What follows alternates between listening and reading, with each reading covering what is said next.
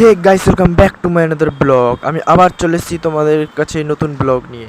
তোমাদের কাছে আমি প্রথমেই ক্ষমা চাইছি, কারণ তোমরা তো জানো আমার বাড়ির পাশে যে বাসন্তী পুজো হয়েছিল সেইখানে আমি পরে ব্লগটা বানাতে পারিনি কিছু অসুবিধার জন্যে, তাই আমি প্রথমেই তোমাদের কাছে ক্ষমা চেয়ে নিচ্ছি। আমি এখন বর্তমানে চলে এসেছি নিউ দীঘায়। তোমরা দেখতে পাচ্ছ পিছনে জগন্নাথ মন্দিরের গেট আছে। আমি এখন বর্তমানে জগন্নাথ মন্দিরের দিকে যাব। চলো জগন্নাথ মন্দিরের কাছে গিয়ে দেখা হচ্ছে সেখানে।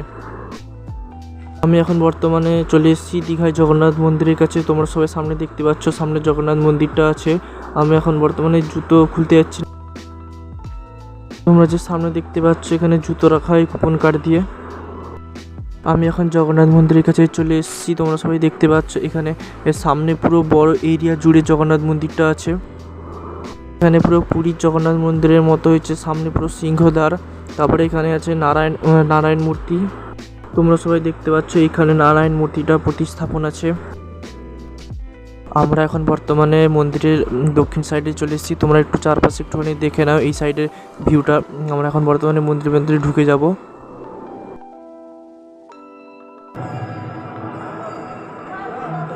মন্দিরের মধ্যে নাম কীর্তন চলছে, তোমরা শুনতে পারছো।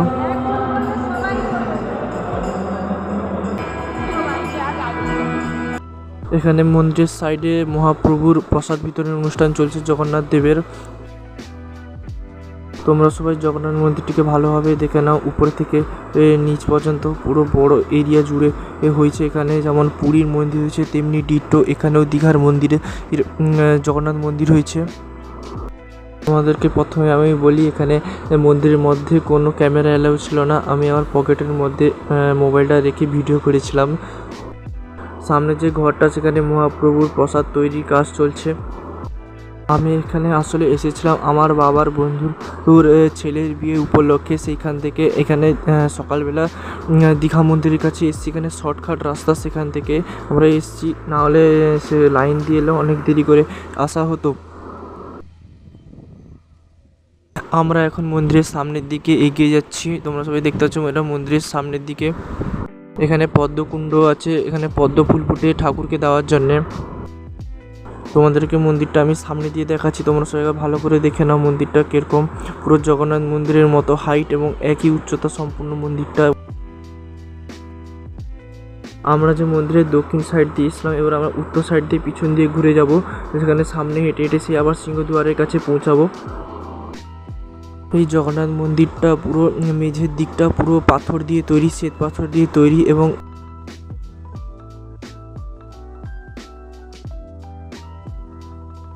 আমরা এখন মন্দিরের পুরো সামনে চলে এসেছি। তোমরা সবাই দেখতে পাচ্ছ এখানে মন্দিরের সামনের পুরো এরিয়াটা।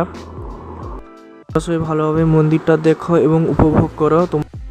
তোমরা এবার এই পাশটা একবার দেখে নাও। এখানে যদি রাত্রে তোমরা আসো অনেক ভালো হবে। এখানে লাইটারি সব ভালোভাবে জ্বলে এবং দেখতেও অনেক সুন্দর লাগে।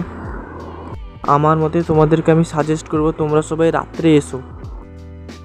তোমরা একবার হলেও সময় করে এখানে আসবে, বিশেষ করে রাত্রে। এখানে রাত্রে অনেক যায় সুন্দর লাগে দেখতে।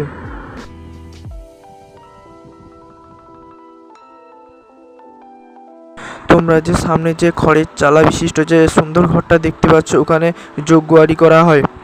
তোমরা এই সাইড থেকেও মন্দিরটা ভালোভাবে দেখে নাও। তোমরা যে পাশ থেকে দেখবে মন্দিরটা অনেক সুন্দর লাগবে, বিশেষ করে রাত্রে। এখন দিনের বেলাও দেখতে সেরা লাগছে।